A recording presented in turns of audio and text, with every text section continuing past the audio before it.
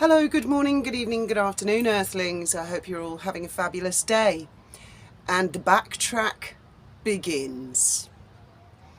Let's sit down together over a cup of tea and have a little chat. Same pattern, same old, same old.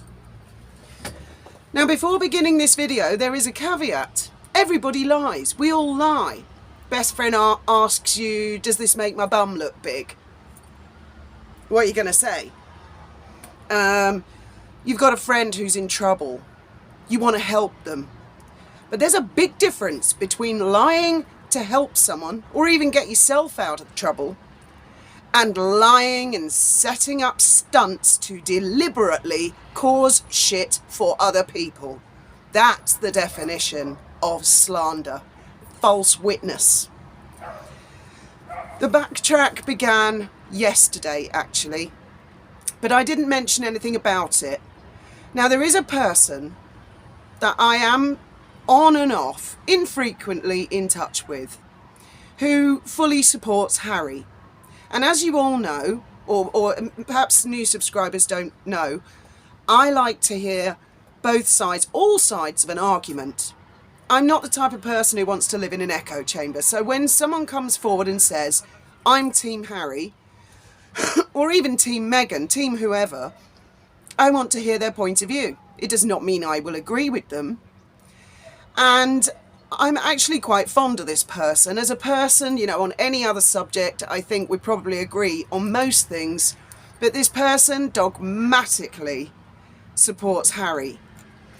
And I think that their viewpoints are an excellent reflection, let's put it this way, of Harry himself and how he would like to put things across. Further than that, I can't really elaborate. Yesterday, this person had suggested that I had allowed myself to be sucked in by media press reports such as the Daily Mail and the Sun, and that I'd allowed that to colour my judgment. No, I did not. I didn't read the Daily Mail. I didn't read the Sun. I read Newsweek, and I read the Sussex's official spokesperson's statement. So I shall begin and most likely end with that. And then I shall come to the part about the judiciary not being amused by any of this. I'm talking about UK judiciary. I took this screenshot off Omid Scobie's Twitter feed, and it says, last night the Duke and Duchess of Sussex and Ms Ragland were involved in a near catastrophic car chase. Car chase. It's since become painfully obvious that is impossible in the streets of Manhattan and New York. This person yesterday said, Harry never claimed it was a high-speed chase. That's the claim. And I read an article in CNN this morning, a very embarrassed article. I shall put a link in the description, which they are already peddling that narrative, that Harry never said any of these things. It's presumably going to turn out to be the evil Daily Mail that made it all up in the first place. That Harry and Meghan never claimed there was a 2-hour car chase. CNN are saying, in fairness to the Duke and Duchess of Sussex, they never said it was a high-speed chase, which I find interesting that CNN are saying the same things verbatim that this person said to me yesterday. That's a remarkable coincidence. I shall continue with their statement. So I suppose we're going to go into a lexicological argument about what the word chase, the definition of the word chase, which I have looked up. Amongst other things, it is to catch up with, therefore implying there must be a level of speed involved. In a near catastrophic car chase at the hands of a ring of highly aggressive paparazzi. This relentless pursuit, lasting over 2 hours, resulted in near collisions involving other drivers on the road, pedestrians, and 2 NYPD officers.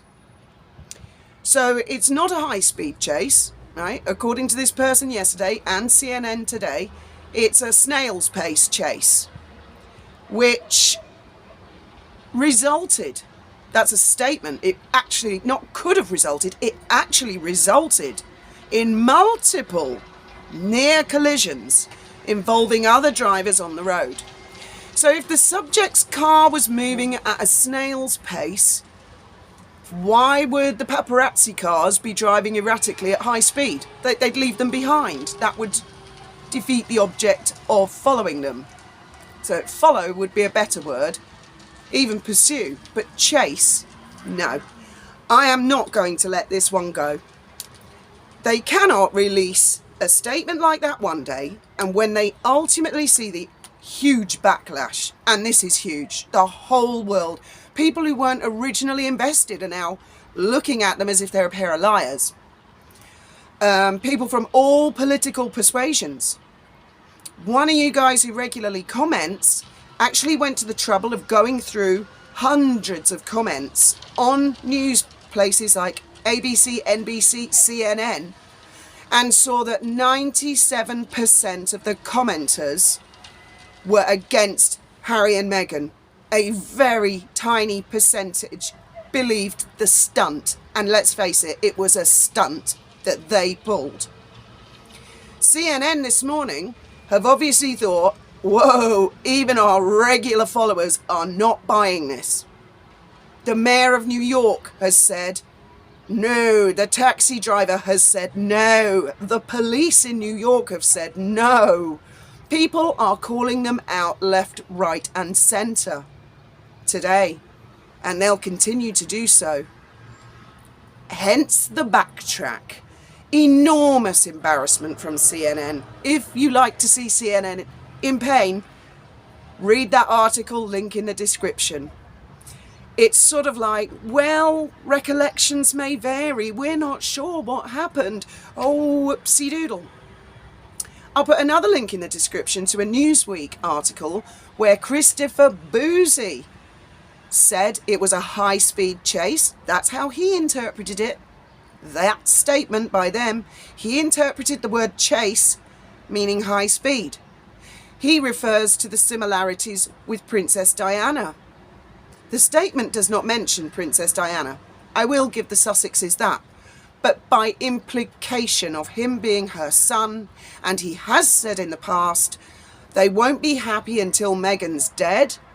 He has spoken about his mother many times. By implication, that statement was full of emotion, full of hysteria. Now, there are other reasons for the backtrack. To subscribers who are new to my channel, part of my background is that my father was a lawyer. Not just any old lawyer. He was really quite eminent. He was the Under-Sheriff of Sussex. He worked with the judiciary a lot in the UK. He died in 1995, so he's very much, his compatriots, the judges at that point, they're most likely retired or have passed on themselves. I was a law student. I've always been interested in the law. I read law journals, and what I am gleaning is the judiciary are not amused. I also saw a comment yesterday from somebody who claims to be in the know with the judiciary, and I believe them, saying there are whispers, it is a small community. Now let's cast our mind back to Judge Warby, who I have frequently said I think is an idiot.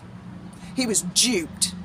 He's a sucker, another schmuck that fell for it and let her off a perjury charge by calling it misremembering. She denied she had anything to do with Omid Scobie and Finding Freedom. So did Harry. And then during the appeal that Associated Newspapers made, Jason North came forward and he said, that's not true. They asked me to brief Omid Scobie and Carolyn Durand. And the emails he produced proved the very height of dishonesty. Prince Harry actually saying, we have to make sure we can deny we had any involvement in this book. Once those emails and Jason's statement came forward, they were forced to admit, yes, they did. And they said, oh, we forgot that we helped write a book all about us, because those kind of things slip your mind. Warby let them off the hook. Now I'm going to throw the guy a bone here. If I cast my mind back, it was about less than 2 weeks later she did the Oprah interview where she was just fine. So what did she say to you, Warby? Did she drop to the floor, one tear left eye? Oh, I've had a miscarriage. I can't cope. How did that guy feel seeing her on Oprah? Oh, hi. I was silenced. Oh, I don't think I should say. I think that could be very damaging. And all the other bitch fest. Well, from what I've gleaned, the judiciary have woken up about as much as CNN. And they woke up a little while ago. Harry has got so many court cases on the go now. He is what is known as a vexatious litigant. A vexatious litigant is someone who just sue anybody at the drop of a hat. Now, I'm not saying hacking people's phones is a good thing, and I don't think that should happen to even Meghan and Harry. But it was a long time ago. There were opportunities before. And from what I've read of his statements, this all got rekindled by his wife, winding him up. Which brings me to another subject. A lot of you have expressed concern for Harry's persona during the stunt, that he may well not have realised that was a setup. Backgrid have come forward. I watched the Royal Grift last night. This is a constantly unfolding story. It would appear that the paparazzi were invited to follow the car, and that there was going to be attendance at a restaurant, and that they feel really quite thrown under the bus. Harry, as a lot of you have pointed out, does not look well. He looks like a man who's being driven half out of his mind. I don't believe he should win the security case. I think he needs a wake-up call, like the booing at the Jubilee. He needs a wake-up. I don't know if he's currently under any substances. I wouldn't be a bit surprised if he was, and that is altering his perception and his thoughts. And I say that for what it's worth, for the person who supports Harry, who talks to me occasionally, that if they genuinely care about him, they need to get him help of another nature. His wife is capitalising on his paranoia and his fears of what happened to his mother. And that is sick. Anyway, those are my thoughts and opinions.